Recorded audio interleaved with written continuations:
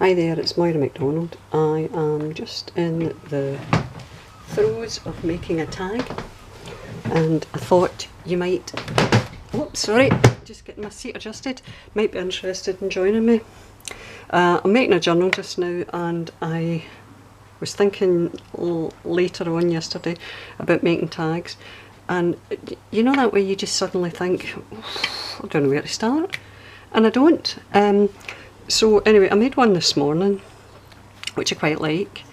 I had stuck two pieces of scrapbooking paper together, two different pieces I might add. One is a kind of brown patterned paper, and the other one is this kind of pale green patterned paper. And I when I started this morning, I did the tag on the brown one, and I thought, you know, I like it, but it's quite dark. And the journal itself is fairly light. This, I mean, it'll go with it okay, it's just I don't want all my tags to be darker. So I'm going to start with one of the lighter ones this time. So what I always do is, if I'm actually making it tag shaped, is I use a basic tag to get my wee corners here so that they're cut right. Oops. Right, so that's that. As well as having the crocodile, I have the old tried and trusted hole puncher, which inevitably jams because it's quite a good age, but it makes a hole, so in that respect, there we go, it works, so it's fine. So let's start with this side, move these wee bits out of the way. Now, I know personally I'm not a great fan of sewing. It doesn't mean that I don't completely dislike it, I'm not very good at it, so I can't say that it is my aim to start every project by sewing around a tag. So quite often I do tags without sewing if I can manage that. So this is one that's not going to have any sewing on it. But what I want to do is, obviously I want to jazz up this paper a wee bit as a background. I'm going to start with some stamping, and I have some stamps that are what do you call them? They're the clear plastic ones, and in that respect they stamp a lot better if you have a sort of spongy background. So I've got a mouse mat that I use, as it takes some of the pressure and it just makes things a wee bit easier. What I would like to do is do some random stamping with just a wee set of stamps I've got here. And I'm going to do that in a kind of grey shade, because I feel black can be very, very stark when it comes to doing this. This is my grey ink pad. It's VersaFine Smoky Grey, and it's one of those things that broke. I managed to break the lid on this. I don't know how I did it, because I've never broke anything else, but it really annoys me that it's broken, and as a consequence of that, obviously everything, I've got to be very careful when I'm putting it away.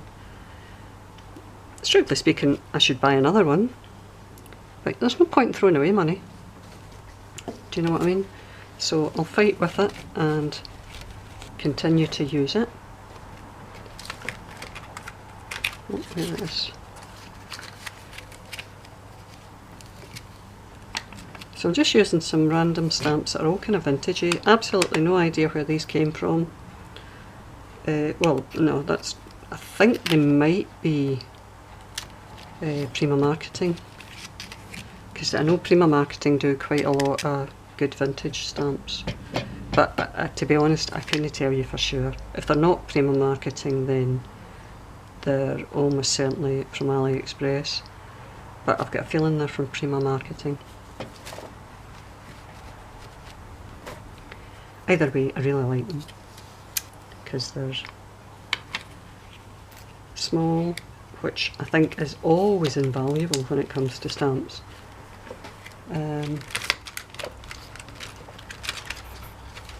These are definitely Prima. Definitely, definitely, definitely. You've got to watch as well. With these ones, these don't technically need a spongy surface because they are actually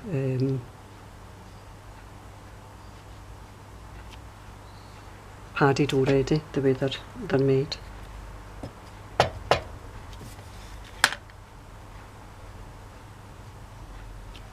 I'm just doing some random stamping to provide a bit of a background for this, so that once I start, I mean I'm going to have ephemera to stick on it, and once I start putting the ephemera on, I'd quite like it to, you know, not stand out too much. I want everything to look as if it's, I don't know how best to describe it, but part of a bigger picture, if you like.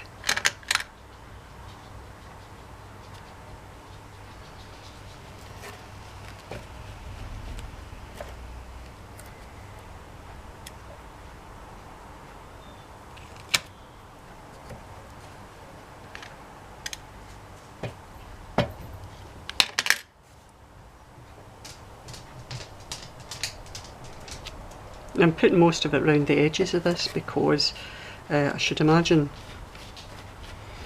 any ephemera I'm sticking to it will take up the majority of the centre, but it may well be the case that when I go to put this on, you know, when I go to start putting things in it, that it will cover what I've done, cover some of the stamping anyway, but that's okay, that's what it's all about. I'm trying to make sure I've got that lid on. That's us. Right, that'll do me for the stamping, I think, in the meantime. I may come back and do some more stamping once I've started sticking things on, but we'll play that by ear. Right, I don't need that under me at the moment. Let's put this back in the drawer. Now, I've got a variety of wee bits and bobs. Don't plan on using it all. I've got a wee focal image of a lady, which I'm hoping to use. I think that may well have came from a Tim Holtz ephemera pack, as indeed did that and that. These are from Prima Marketing, and I've got some bits of book page which I may or may not use, to be honest. I've got an old postage stamp, bit of an old newspaper which is French, and I've got some nice washi that I'm planning on using. So what I want to do is I'm going to have a look at this and tear my washi. Now, the top of my washi has been cut with scissors, so I want to tear that, and I want to stick it down the side here. This particular washi has what do you call it, a cover in the back, and if you've ever watched any of my other videos, you'll have heard me pass a comment on washes itself. Sometimes they're not the stickiest, and that can be a bit of a nuisance, because what you don't want to happen is for a project to start coming apart. So if you want to make sure that it's definitely going to stick down, ideally if you have a glue stick handy, and just run over bits of it, and it should in the main help stick it down and ensure it won't come off at some point in the future. At least that's my theory. Now, I'd wanted to use something with a wee bit of colour, because like I said, the book I'm using, or the book I'm making should I say, isn't dark. It's I mean, it's still going to be vintage, but it's quite light and bright and happy and sunny. You know, like me. And if you know me, you'll know that. That's a joke. Right, where did I put? Oh, there it is. Using my piece of acetate on top to hold it down so that I don't get fingerprints everywhere, and then just running over with my scoring tool, my bone folder, whatever you want to call it, to make sure it's stuck down. And that holds it nice. That should ensure. And this is just a piece of acetate that came with some stamps, and as you can see, it's all marked with glue, and I wash it occasionally. Sometimes you don't get the glue off. There's limits to what you can do. Now, let me think. Shall we have a wee thinky pinky? See, this kind of ephemera is a bit big. My stuff in my scrapbook, and that's, to be fair, that's probably quite big as well. So I've got a wee bit that I tore for something that could just get stuck down randomly.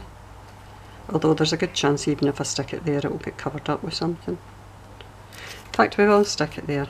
Now, I'm going to try and use a glue stick, but this is an old newspaper from the very early 40s, an old French newspaper that I am working through using. And I could use wet glue, but it will all pucker, so I'm going to try using the glue stick, but you need to be very gentle when you're using glue sticks and you've got old stuff like this, because it's only too easy to tear stuff. And while tearing it in itself, it doesn't necessarily, where'd I put that? Doesn't necessarily ruin it. It doesn't necessarily make it easy to use. Right, let's put that glue stick out the way, and we'll have a wee looky-poo at what we've got so far. Right, now, I do really like the idea of the tickets, but the tickets are very white. And what I was going to do was use some distress ink, but I don't want to start dabbling in vintage photo. So I have, what's it called? Iced spruce distress ink, and I only, with the distress inks, I've only ever bought, apart from a couple of colours, I've only ever bought the small ones because I felt that it's highly unlikely I was ever going to finish an ink pad, and I haven't finished an ink pad, apart from maybe vintage photo. But you buy the, what do you call it?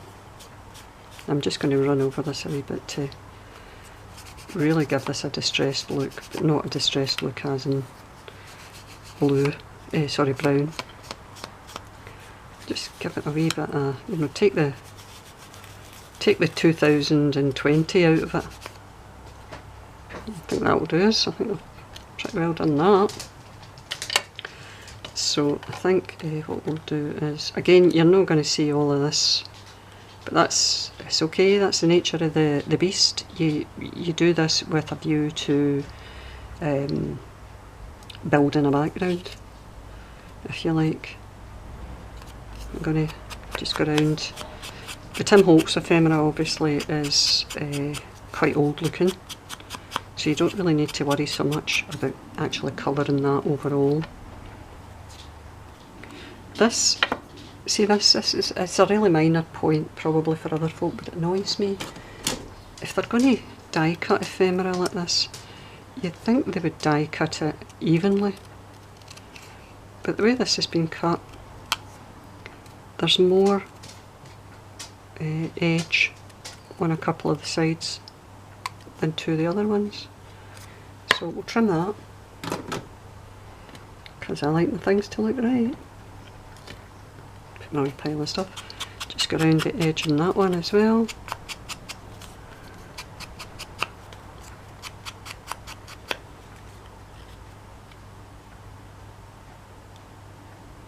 Don't want to cover everything.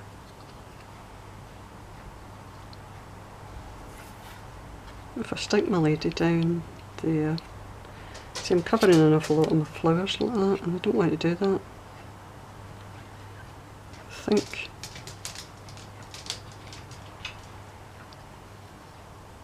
see, I really want to make sure I keep that pink flower at the bottom.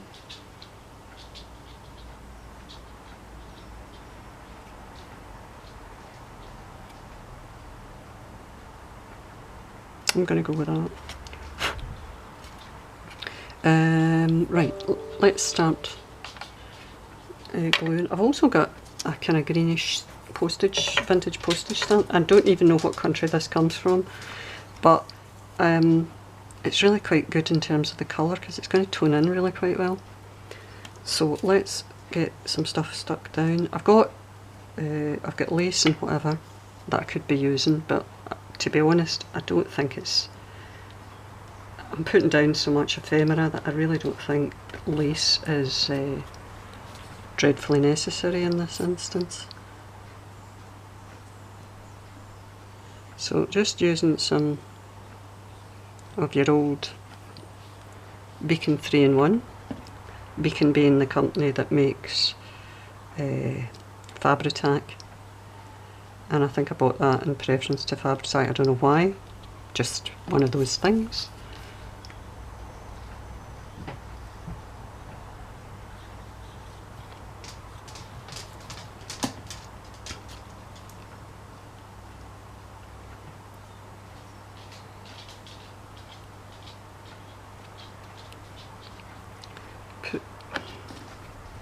If it's any consolation though, it behaves exactly the same as Fabri-Tac. It has a life of its own. Right, let's get my acetate just to hold things down a wee bit.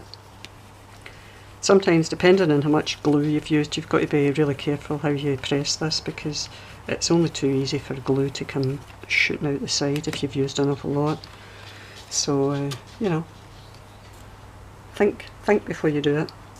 Right, I want to add my lady here, and we need to go around her with a wee bit of the Distress ink. It's a black and white photo, but it's not completely black and white. There's obviously a degree of colourising in it, because it's like a bluish tinge down that side there.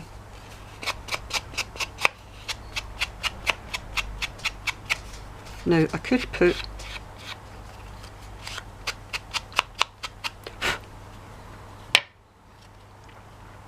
a wee bit of, what do you call it, cheesecloth at the back over.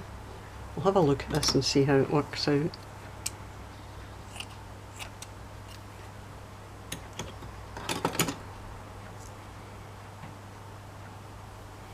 And judge whether or not it adds anything to our project. I'm sure it will. I mean, I really quite like cheesecloth as opposed to lace, because I think sometimes with lace it's really easy to overdo it. And just give her a wee polish on my leg.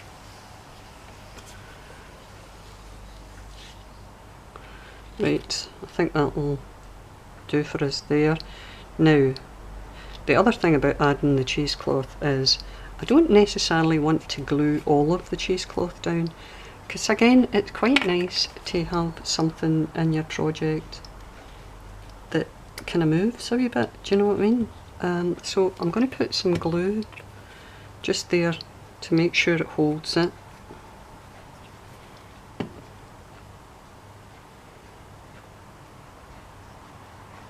Like that, very gently. And I'm going to stick her on top, and she will secure in the main the cheesecloth. So we'll add a wee bit of glue to her.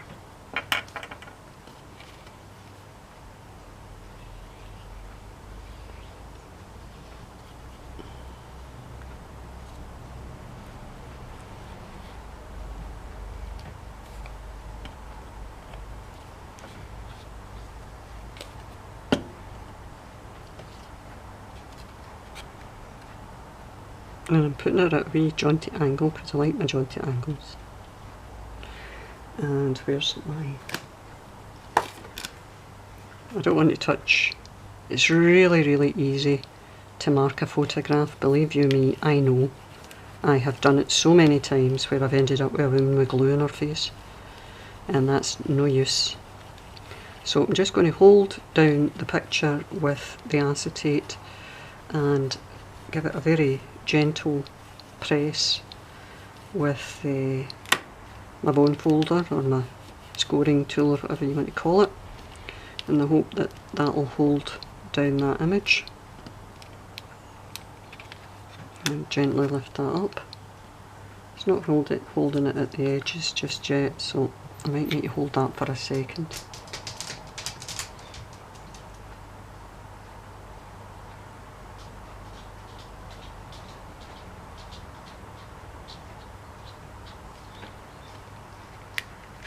That's good enough. Now, we can add this and actually stick it across a... In fact, I think I might need to put it down the bottom, because I think I have actually managed to stick the thingy to... what do you call it? I don't want to completely cover that red flower, so you're only going to get a wee corner of it, but it will need to do.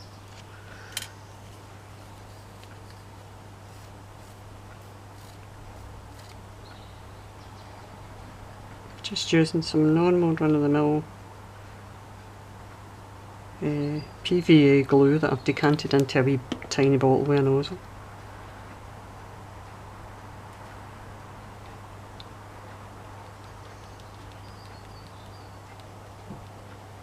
There we go.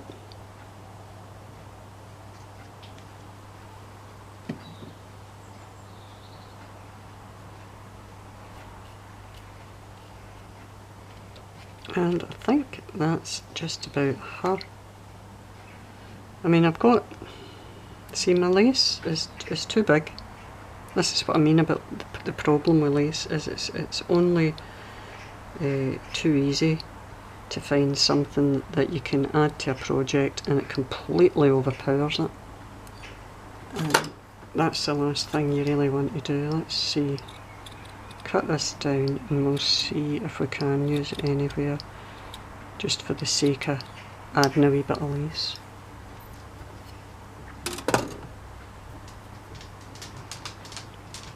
Can cut that away again. Can cut it again and maybe even add a wee button or something to it.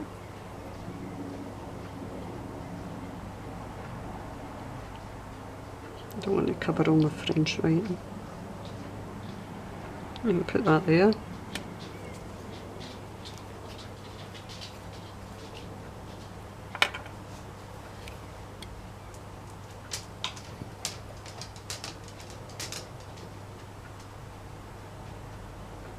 Don't want to overdo the amount of Fabri-Tac. To be fair, you don't, or not Fabri-Tac, 3-in-1, whatever. Same stuff. I mean, you don't need to overdo the amount you use. It's generally pretty sticky stuff. So now I'm pretty sure I've got some vintage buttons handy. Hold on a second. Yep.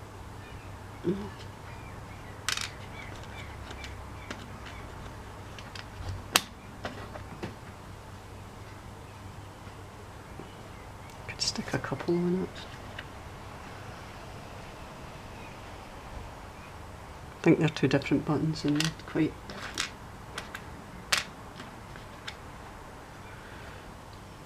They're two different buttons as well. Wait a minute.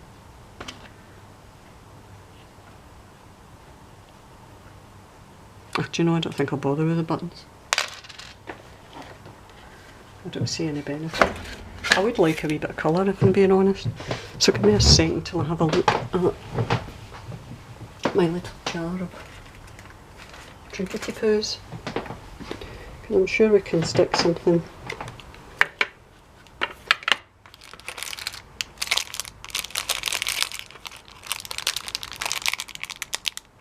Wait a minute.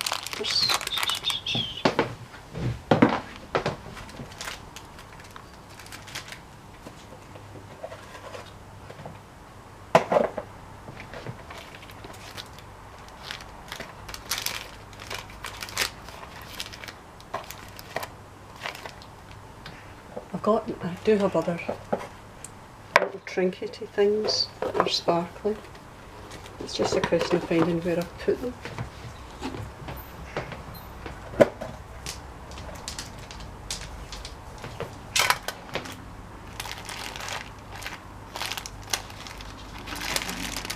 there.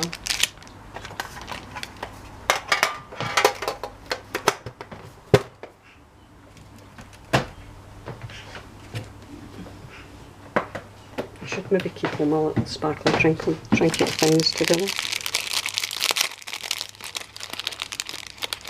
These are all the same, these ones. And they came from, these ones are all different. And I think I did a video where I showed these before.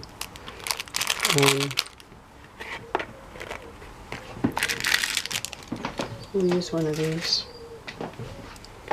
on the lace, and that'll just give it a nice little piece of bling. Because we all like a bit of bling, don't we, in our tags?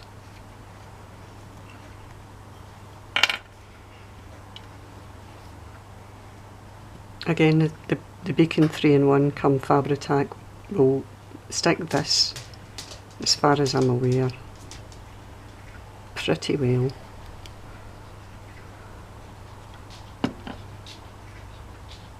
Very difficult to use this without getting all over your hands. Right, I think that'll do. I think that's her. Save that wee bit for another tag, because I've got some more to make. I've got quite a few to make, to be fair. Now wait a minute, what I need to do is add, if I can find them, there they are.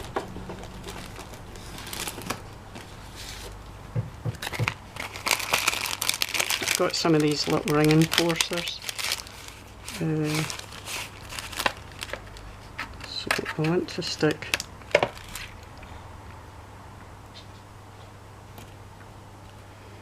one there, and where's my brown tag? Where'd I put it? I need to stick one in that as well. Oh, she's coming up at the bottom, that stamp. These are nearly done, and I'm not buying any more. I've got some gold ones, so I'll move on to using them when I'm done. And of course I've got 400 or so actual eyelets from my crocodile. Right, that's my two tags. Move everything out the way, and you can see, hold on, we'll give her. So she's got the brown colour in the back that was used as the base for that, and this has got the green colour in the back of that. So you could technically write on them, although I think it'd be quite difficult to write on that. But that's us. I hope you can see these okay. I'll hold them up so you can, sorry, the sun's shining on now. And you can see what I mean about this being that wee bit, you know, it makes it a wee bit more kind of natural looking. This I used a bit of lace on as well. There you go, two wee tags. Right, anybody got any questions, just give me a wee shout, and I'll see you quite soon, I should imagine, because I think I should be done my journal in a couple of days. Anyway, thanks very much for your time, hope somebody enjoyed that, and I'll see you when I see you. Bye!